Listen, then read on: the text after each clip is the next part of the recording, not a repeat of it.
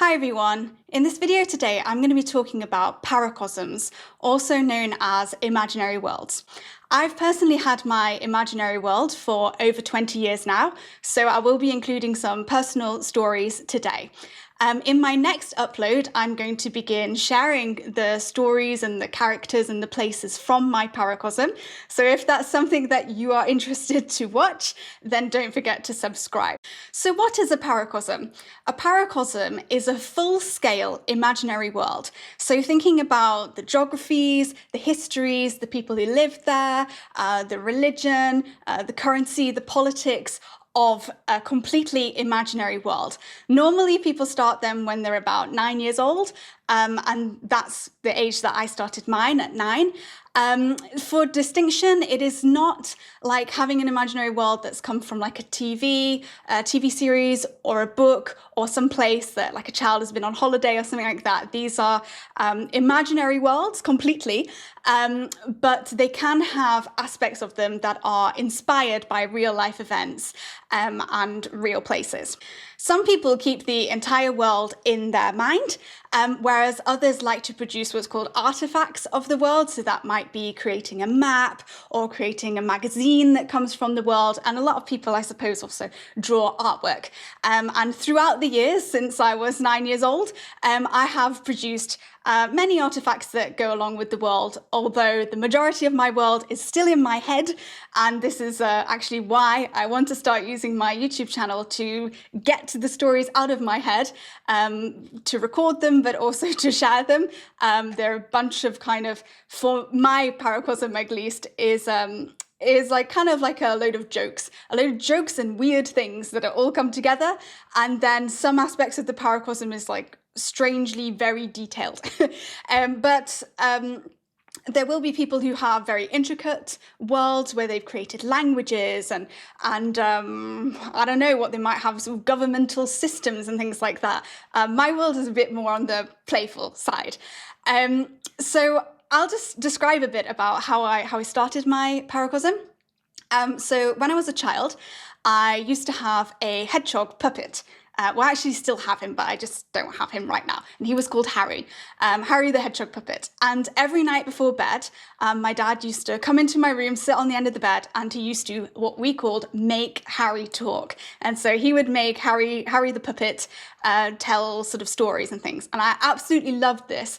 And what I really wanted was to get a friend for Harry. So sometime later, I think we were at a restaurant as a family and they were selling some hedgehog toys. And I was like, that's the one I want. And actually they had two sizes, a small one and a bigger one.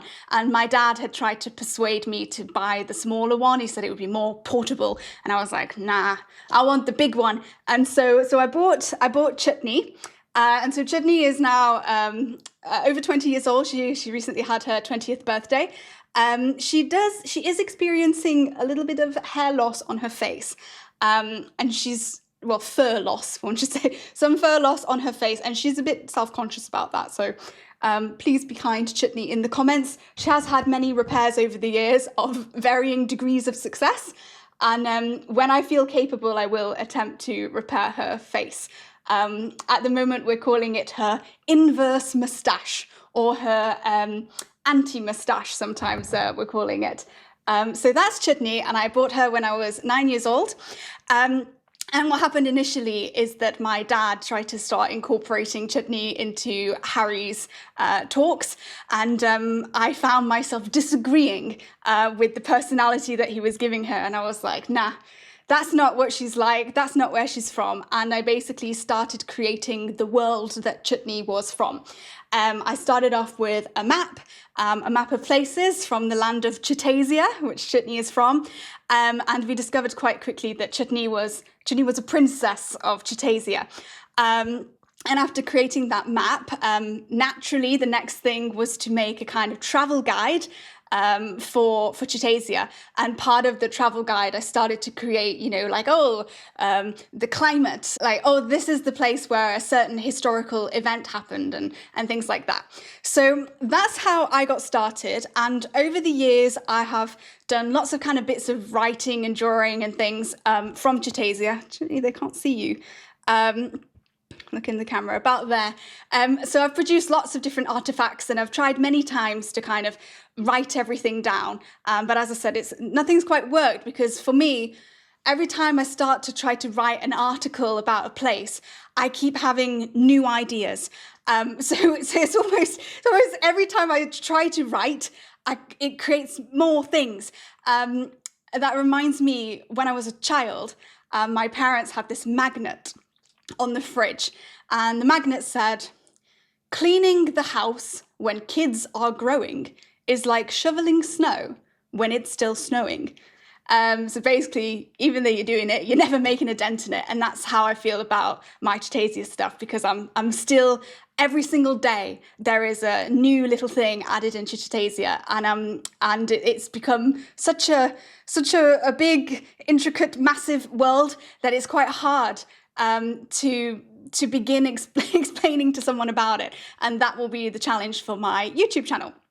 So, Paracosmists, as they're called. I don't know if Chutney's going to be in the whole video. I think he can be. So Chutney does have a voice, and Chutney does like to speak and dance and things, but not in this video. We're not sure that the internet's ready for this. but yeah. So for now, I will just speak for Chutney. I'm sure she won't mind. I think she does mind, but you know, in another video, Chutney, in another video, the time is not yet. The way that I see it is my Paracosm is very personal to me. It's something that has been woven into my life for such a long time, and some aspects of the Paracosm were kind of inspired or linked to things that I've experienced. And so I really see the Paracosm as, I suppose, like my life's work. And that's, again, one of the reasons why I'm starting this series of trying to get it out of my head, because I feel that it's the thing that's most personal to me. And of course, it's vulnerable to share that. But I feel like if I was to die without having left a proper record that people could understand, I would feel that it would be almost as if I hadn't lived. If I was to die without leaving Chutasia. So without leaving Chutasia to the world. Not that the world would like it. I don't know how the world will respond. But without leaving that for my family or for my friends, it would be a massive loss, in my opinion. All right, so let's talk about a difference. How does this differ to world building? So you may well heard of world building, which is, it's precisely what I described, you know, writing artifacts, writing histories. I don't know, are you really going to be in all the video? I don't know. Perhaps we'll put Chutney on the side, all right? She did have a fall last year where her eye broke off. So we don't want your eye falling off again, do we? No. So, okay. Are you stable? Good. Right, so how does this differ to just, to building a world? If somebody's writing a fantasy novel and they create a world, an intricate world like Harry Potter, how's that different to a Paracosm? Isn't that the same thing? No. So a Paracosm, as I kind of delved into a little bit, is very personal and a very deep emotional connection to the Paracosm. There's also quite a distinct difference in the way that the Paracosm is approached. And maybe some of this I'm just talking for myself, but I think it's a pretty common thing with Paracosmists, is that the person who has the Paracosm doesn't feel like they're making things up. I have read the definition of Paracosm is that you must be able to tell the difference between the real world and your Paracosm, which I can do. But for Paracosmists, you feel a lot more like you are a reporter on the Paracosm, or you are just relaying information about the Paracosm. The Paracosm is happening in some sort of separate thing to you. It's going on and it's a real world, and you're just getting little nuggets of what's going on. You really, at least in my experience, you don't feel like you're designing it or creating it. It's something that comes very naturally. So before I had come up with the idea of doing this as a video series, I was approaching it like, oh, I need to write a novel. And Max, my partner, had bought me a book about, how to be a writer. And I was quite shocked by people in this describing in the book of this sort of like writer's block or difficulty coming up with ideas. And I couldn't relate to it at all. Because for me, the Paracosm and the things in the Paracosm, they come completely naturally to me. They come effortlessly to me. And again, a different approach with world building. To me, once the idea has kind of been relayed or had, it can't be changed. So the Paracosm doesn't care, for instance, about how the audience responds, whether the audience is bored or, for instance, when you're writing a novel, you might have called one of the characters Charlotte. You might get some feedback that readers related better to a character called Emily, and therefore you might change the character's name to Emily. Or, you might get some feedback that a certain part of the story didn't move quick enough or wasn't exciting enough, and then you add in some bits. That doesn't happen in a Paracosm. For me, that world is that world, and if it's not exciting to you, it's not going to change for you. It's its own thing. So I would say that's the difference for me between world building and Paracosm, is that the Paracosm does not care about the audience. And in my opinion, if something's kind of been written about the Paracosm, it can't really be changed. Now, there are some exceptions to what I've just said about how the information is relayed and whether it can be wrong. And so in the next video, I'm going to be talking about how do I get this information from Chutney? Because if she is a toy hedgehog and she can't talk on her own, and she can't move on her own, and her mouth doesn't open. So how do I know about the land that Chutney is from? How does she tell me this? And I'm going to cover that in the next video. So if you want to know about that and how things I say about Chutasia can sometimes be wrong, then look out for that video. So yeah, going back to how natural things feel. The way that I kind of approach the Paracosm at the moment, my partner Max really likes the Paracosm. And they do say that Paracosms, people tend to think that it would be quite a private thing because of how emotionally attached people can be to it. But they found, I'll put some studies in the description, they found that actually Paracosms were quite a social activity. Sometimes groups of children would make the Paracosm together and work on it together. Or in other cases, children would, as I did and as I'm still doing now, because I'm a child, right? I'm not a child. Is there's a social aspect of wanting to share about the Paracosm. So Max, my partner, we've been together for, I think, nearly 10 years. And so Chutasia has become part of his daily life. And what he likes to do is he likes to kind of like, he'll see something funny, he's eating from a jar of pickles, and he'll say, is there somebody in Chutasia called Jar of Pickles? And I will just have a feeling like, no, there's not. Or yes, there is.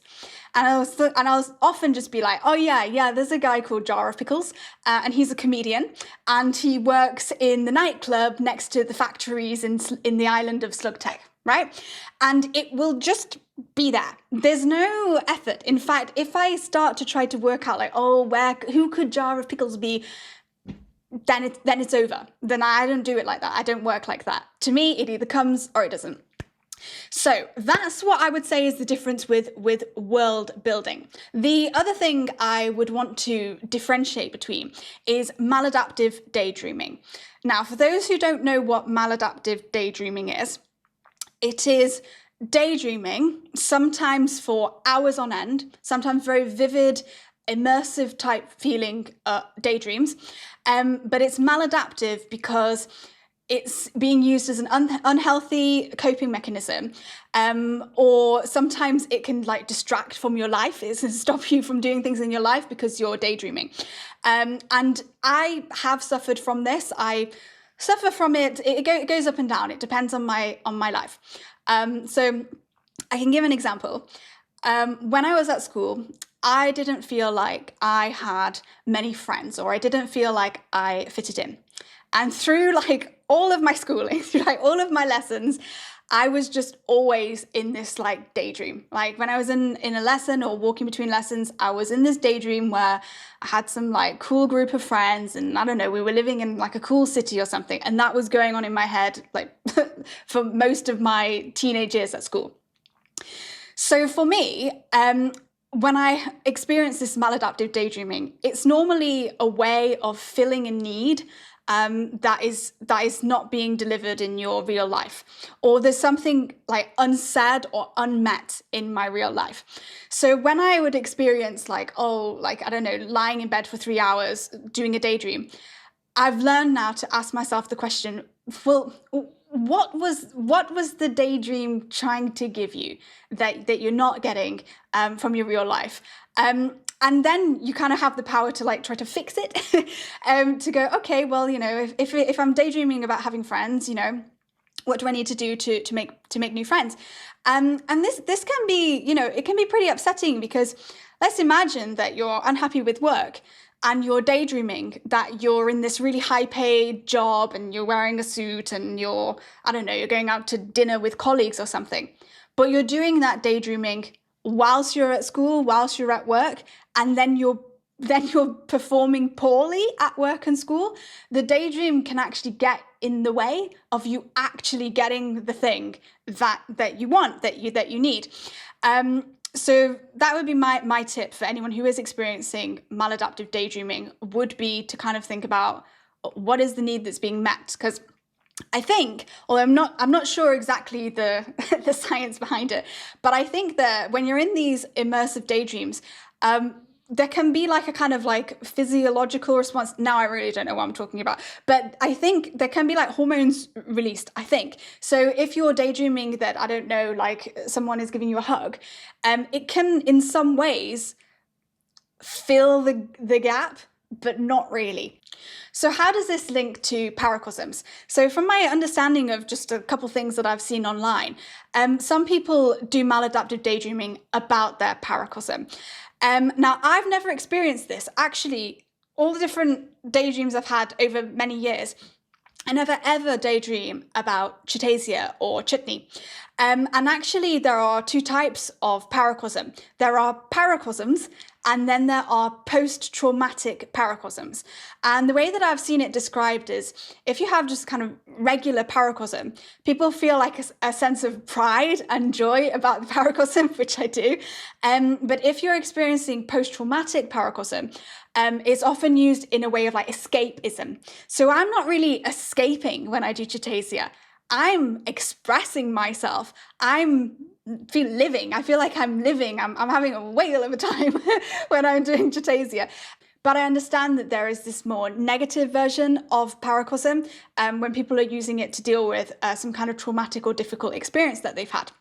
So that's an interesting distinction. The other thing that I feel comes into it sometimes is OCD, or OCD tendencies and perfectionism. So some people with maladaptive daydreaming, myself included, I do have OCD. When you're doing maladaptive daydreaming, it can feel like you're playing a script or a movie. And what can happen is, if you're playing the script and then somebody says a line wrong, and it doesn't feel right, and you have to go back to the beginning and you have to do it again from the top, and they're like, oh, okay, everybody's doing it right. That person said that thing wrong. Okay, back to the beginning, do it again.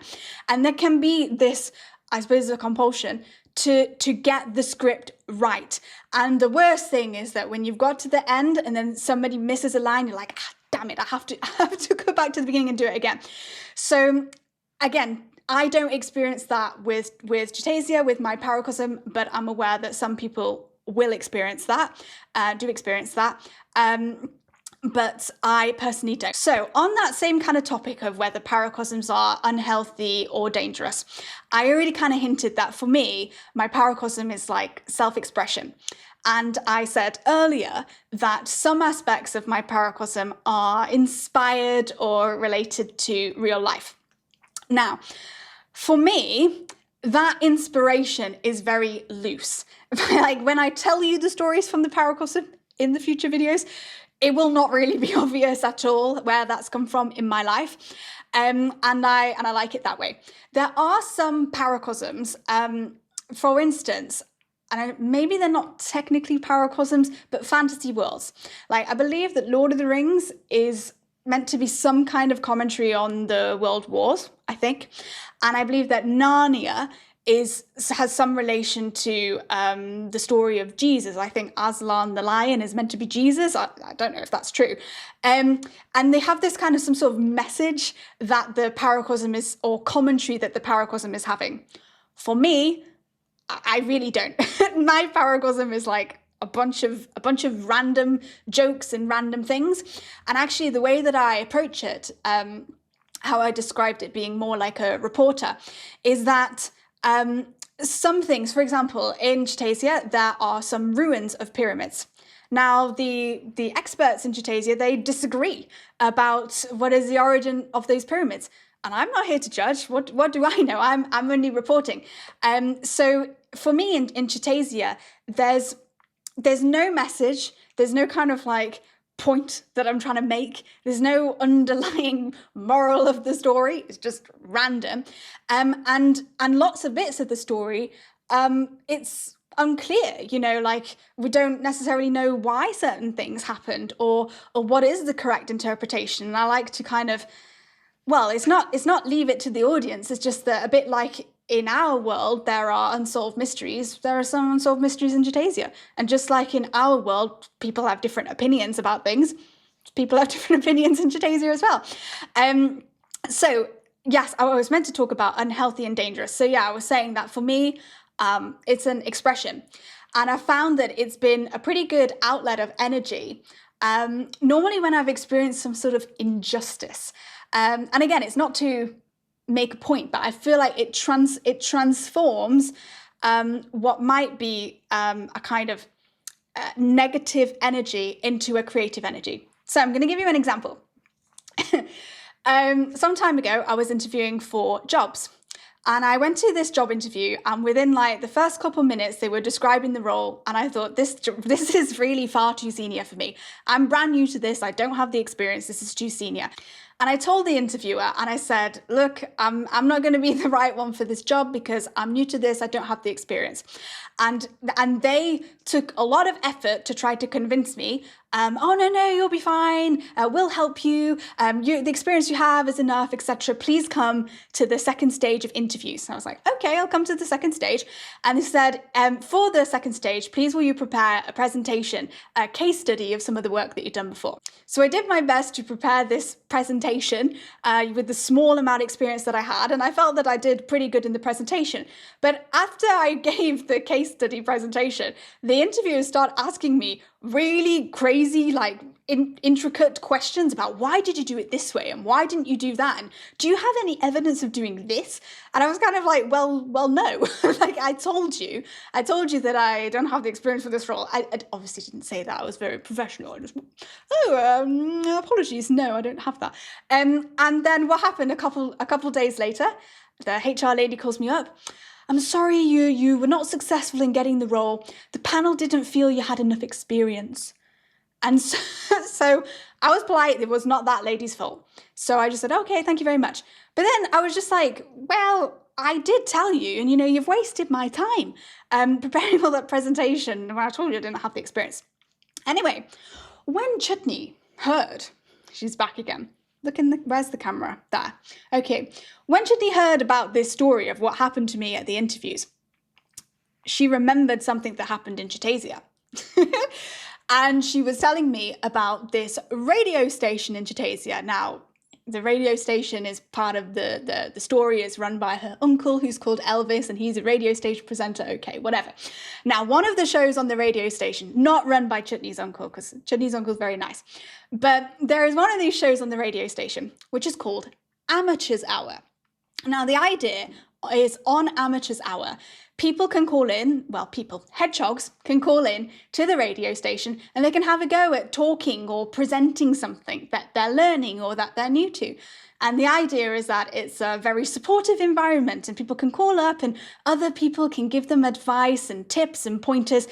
But what always seems to happen on Amateur's Hour is that the radio host, who's not so nice, starts asking really horrible, mean questions, and people call in and they insult, the person who was presenting they were not very good. And normally the kind of amateur starts crying, and it's all a big bit of a mess. So that's the Amateur's Hour radio show in Chutasia, if you want to tune in. I don't think don't have that frequency on Earth. No, we don't. So that's an example, and I've picked that example because it was the kind of most easy to see the link. So Earth events, my life events, can inspire things in the Paracosm, or rather, you know, the way I like to think about it, it inspires Chutney. She remembers something that happened in Chutasia. More about that in the next video. And so, yeah, but as I said, the point of kind of turning that energy, that kind of sense of injustice and like, oh, you know, they wasted my time, you know, I'm not going to shout at the HR lady, but instead it kind of becomes part of has its outlet in the Paracosm.